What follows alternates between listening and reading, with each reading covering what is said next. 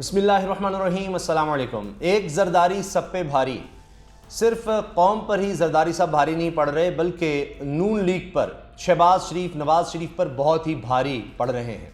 और इसी हवाले से मैं आपको दो बड़ी अहम डेवलपमेंट्स के हवाले से बताऊंगा। एक चीज़ तो आपने देखा कि किस तरह से जरदारी साहब ने अपने 7 मजीद लोगों को काबीना का हिस्सा बनवा दिया, यानी 8 लोग मजीद काबीना में शहबाज शरीफ साहब ने शामिल किए हैं।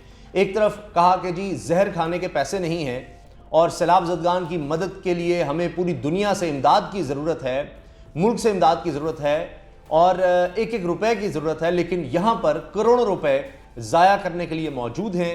और अब इससे बदनामी हो रही है इस हुकूमत की हर तरफ, यानी जो इस हुकूमत के हामी भी हैं इस वक्त वो दिफा करने आ ही नहीं रहे सामने, जब हर कोई कह रहा है कि 8 लोग मजीद आपने मुआवने खुसूसी तैनात कर दिए हैं। शहबाज शरीफ साहब ने पाकिस्तान की तारीख की पहले ही शायद सबसे बड़ी काबीना थी, उसमें और लोग शामिल कर दिए हैं। इनको मरात मिलेंगी, ये वजह क्या है, किस वजह से इनको लगाया गया है? जरदारी साहब इससे क्या मकसद हासिल करना चाहते हैं और इससे किस कदर नुकसान होगा शहबाज शरीफ और नवाज शरीफ मुस्लिम लीग नून की सियासत को, इस पर हम बात करेंगे। फिर एक और मामला, जरदारी साहब ने यही बस नहीं किया, ये बातें तो मनवाई हैं, अभी वो कुछ MPs और MNAs की सीटें भी चाहते हैं, जहां पर वो चाहते हैं कि जनाब पीपल्स पार्टी अगर इलेक्शन लड़ती है तो नून लीग उनकी सपोर्ट करेगी, यानी सीट एडजस्टमेंट कह लें, मुतफिका उम्मीदवार कह लें।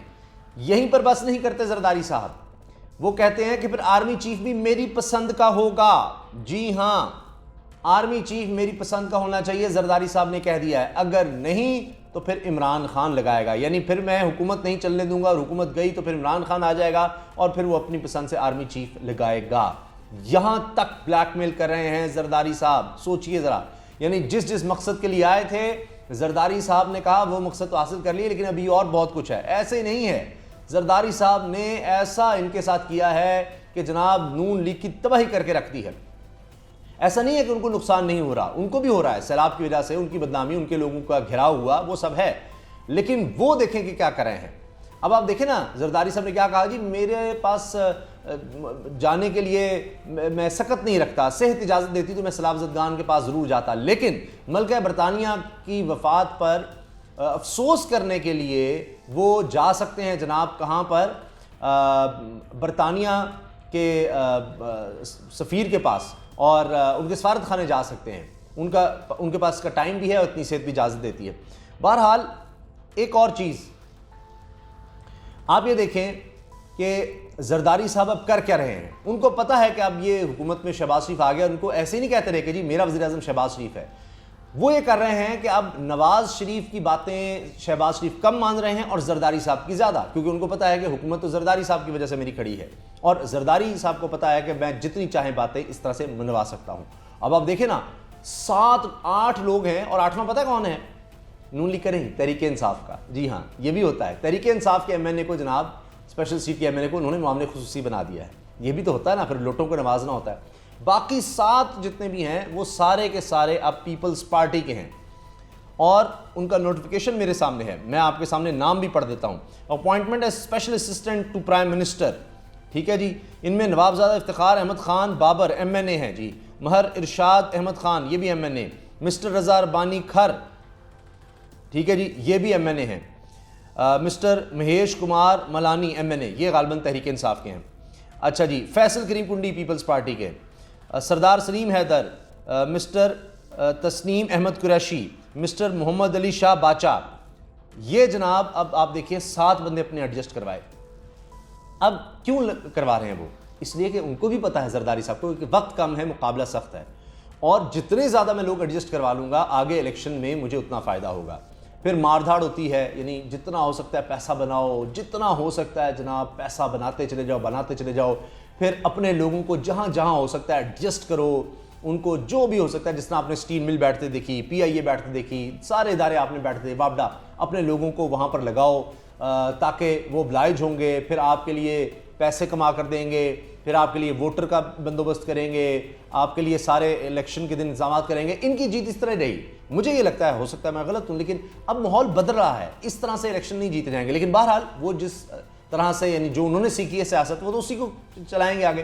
तो अब आप देखें कि ये 7 लोग यानी 8 काबीना में शामिल हो गए।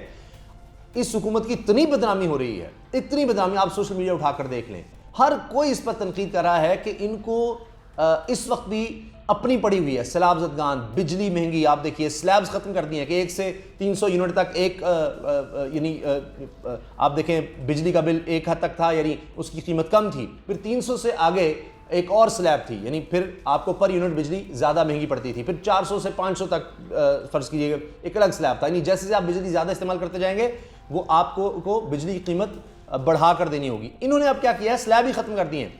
यानी अब 300 से ऊपर 1 यूनिट भी गया तो उसी 1 यूनिट जो ऊपर गया है उसके, यानी फर्ज कीजिए वो 14-15 रुपए का फी यूनिट है। अगर 300 से ऊपर यूनिट 300 से 400 तक का 15 रुपए है, 1 से 300 यूनिट 13 रुपए का है। तो अब जिसने अब 300 से यूनिट ज़्यादा इस्तेमाल किए वो 14 रुपए के हिसाब से ही सारे यूनिट की कीमत देगा। पहले ऐसा नहीं था, 1 से 300 यूनिट 13 रुपए में और फिर 300 से ऊपर वाला यूनिट जो था वो 14 या 15 रुपए में पड़ रहा था, यूं समझ लीजिए। अब ऐसे नहीं है, 300 से 1 यूनिट पर गया तो वो 15 रुपए के हिसाब से आपको सारे के सारी कीमत देनी होगी। यही हाल अब आ गया है। तो स्लैब्स का खात्मा हो गया। तो अब पेट्रोल डीजल अभी मजीद महंगा करना है, बिजली मैंने आपको बता दिया 8 रुपए महंगी कर दी है, गैस का बहरान उसकी कीमत बढ़ा रहे हैं, आटे का बहरान आ चुका है, आटे की कीमत आप देख लीजिए, घी कीमतें कम नहीं हुई, आलमी मार्केट में आधी से भी कम हो गई, नहीं हुई। महंगाई का ऐसा तूफान है, लेकिन इनको अपने लोगों को रोजगार देने पर, रोजगार कौन, जो वैसे अमीर कबीर हैं, मैंने इसको रोजगार दे रहे हैं, चले 8 लोगों की इन्होंने बेरोजगारी कम कर दी है। सैलाब ज़दगान, गुर्बत, बेरोजगारी, महंगाई छोड़ें जी साहब, पैसा ही बड़ा है खजाने में, इन लोगों को देने के लिए है ना। पार्लियामेंट लॉजेस में जनाब रिहाइश होगी, गाड़ियां होंगी, स्टाफ होगा, पेट्रोल होगा, दीगर मरात होंगी, तनख्वाहों में इजाफा होगा, ये सब कुछ तो मिलेगा ही मिलेगा ना। पहले ही जनाब ऐसे लोग भी हैं जो वजीर बना दिए गए जिनके पास वजारतें ही नहीं है, लेकिन बस वजीर बन गए, खुद ही जनाब अपना इंतजाम करें, खाबे खाएं, जो भी करना है करें, जितना पैसा कमाना है कमा लो, वक्त कम है। अच्छा, इसके साथ साथ ये बात तो जनाब हो गई कि किस तरह से इन्होंने अब लोगों को एडजस्ट करवाया जरदारी साहब ने। अभी यहीं पर जरदारी साहब ने बस नहीं की अपनी ब्लैक मेलिंग या एक जरदारी सब पे भारी। अब सिद्दीक जान की ब्यूरो चीफ बोल न्यूज़ की खबर है कि जी पंजाब ने 18 से 20 MPs और विफाक में 10 के करीब MNAs मांग ली हैं कि जनाब ये सीटें हमें देनी होंगी आपको। ये तो आगे के सेटअप में है ना कि हमने आपको ये बनाया, सारा कुछ किया। अब सोचिए ज़रा कैसे निचोड़ रहे हैं, वहाँ पर नवाज शरीफ की चीखें निकल रही होंगी, लेकिन शहबाज शरीफ साहब मजबूर हैं। अब ब्लैकमेल कैसे करें कि भाई अगर ये नहीं आप करते, मेरे लोग नहीं लगाते, या जिसको मैं कह रहा हूँ आर्मी चीफ नहीं लगाते, तो फिर तो इमरान खान वाला जो होगा वो लगा देंगे, आपको लगाना पड़ेगा, इमरान खान आ जाएगा, मैं हुकूमत ही गिरा दूंगा, तो मुझे तो सिंध से ज़्यादा कुछ मिलना नहीं। हाँ, ये 10 MNAs भी 18-20 MPs मुझे और ज़्यादा दें तो फिर देखें। तो अभी वो बातें बनवाते चले जा रहे हैं, उनके पास अभी बड़ा यही तो, ऐसे ही तो नहीं हुआ है। और उन्होंने ये जो हमज़ा को वज़ीर आला बनाने के लिए जो कुछ किया, ऐसे ही नहीं किया था, तो उन्होंने भी बड़ी गेम सोची हुई है। अभी तो आप देखिए क्या करते हैं, वो तो ऐसे लग रहा है कि नून लीग से बदले ले रहे हैं इनके खात्मे के लिए। फयाज़ राजा साहब जो हैं वो सीनियर सहाफ़ी हैं, कई इदारों में काम कर चुके हैं, बड़े बड़े इदारों में। उन्होंने अपने वीलॉग में बड़ी दिलचस्प बातें की हैं। वो कहते हैं कि आसिफ जरदारी नवाज लीग के साथ गेम कर रहे हैं। गेम भी बड़ी ख़तरनाक डाल दी है उन्होंने, बड़ी ख़तरनाक गेम डाल दी है नवाज लीग के साथ। आर्मी चीफ वो कहते हैं जी वही होगा जो मैं कहूँगा, ये आसिफ जरदारी ने कह दिया है। और अब वो नवाज शरीफ को इस पर ब्लैकमेल कर रहे हैं और कहते हैं जी अगर ऐसा नहीं होता तो फिर इमरान खान ही आर्मी चीफ लगाएंगे। इमरान खान साहब पहले कह रहे हैं कि जी इलेक्शन करवा लेते हैं और जो भी मुंतखब होकर आए वो अगला आर्मी चीफ लगा दे। अब इसी को ज़्यादा एक्सटेंशन से जुड़ा जा रहा है कि तब तक क्या होगा अगर इलेक्शन उस वक्त इतनी जल्दी तो नहीं, आज भी अगर अनाउंसमेंट करेंगे तो 2-3 महीने तो लग जाएंगे, तो फिर उस सूरत में नवंबर आ जाएगा, तो फिर क्या है। अच्छा, अब चक्कर क्या है, आप ये देखिए कि बकौल फयाज़ राजा साहब के सीनियर साहब हैं, उन्होंने कहा है कि आसिफ जरदारी चाहते हैं सीनियरिटी वाइज 5वें या 6ठे नंबर पर जो हैं जनरल्स, इनमें से किसी को आर्मी चीफ लगा दिया जाए। फैज़ साहब का, जनरल फैज़ हमीद का नंबर है 4था। अब वो क्यों ऐसा चाहते हैं जी 5वें 6ठे को लगा दिया जाए। आसिफ जरदारी ने कहा कि जनरल कमर जावेद बाजवा को 6 माह की एक्सटेंशन दे दी जाए, इससे ये होगा कि मई 2023 तक यही आर्मी चीफ रहेंगे कमर जावेद बाजवा साहब, और अप्रैल में जनरल फैज़ रिटायर हो जाएंगे। और अगर ये नहीं कर सकते तो इसी साल नवंबर में ही 5वें या 6ठे नंबर के जनरल को आर्मी चीफ लगा दें। इससे जनरल फैज़ सुपरसीड हो जाएंगे, यानी उनसे जूनियर जब आगे लग जाएगा आर्मी चीफ, और आर्मी की रिवायत के मुताबिक सुपरसीड होने वाले जनरल मुस्ताफी हो जाते हैं।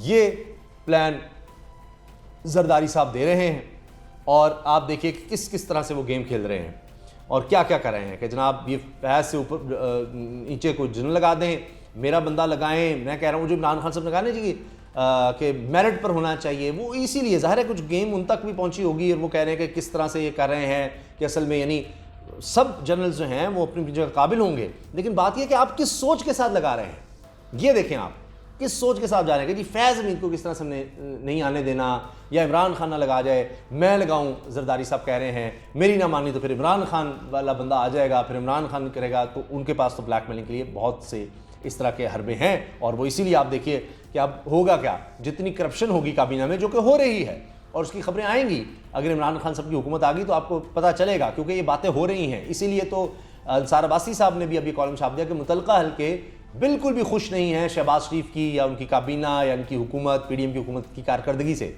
और जाहिर है उन तक भी पहुंच रहा होगा कि भाई ये तो बाज नहीं आए, ये तो खांचे लगा रहे हैं, इनको पता है कि वक्त कम है, मुकाबला सख्त है, तो इतने कम वक्त में जितना हो सकता है लूटो और फिर फूटो।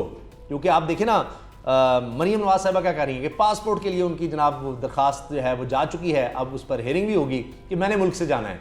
नवाज शरीफ साहब वापस नहीं आ रहे क्योंकि इमरान खान साहब कह रहे हैं आओ तो सही इस्तकबाल के लिए तैयार हूँ, यहाँ गेम नहीं बन रही। वो जो आ रहे थे सितंबर में आ रहे हैं कितनी दफ़ा सब ने कहा जी कि नवाज शरीफ साहब आ रहे हैं। तो इस पर हम हो सका तो अगली वीडियो में इंशाल्लाह तफसील से बात करेंगे। अपनी राय का 1000 कमेंट सेक्शन में ज़रूर कीजिएगा। इजाज़त दीजिए, अल्लाह हाफ़िज़।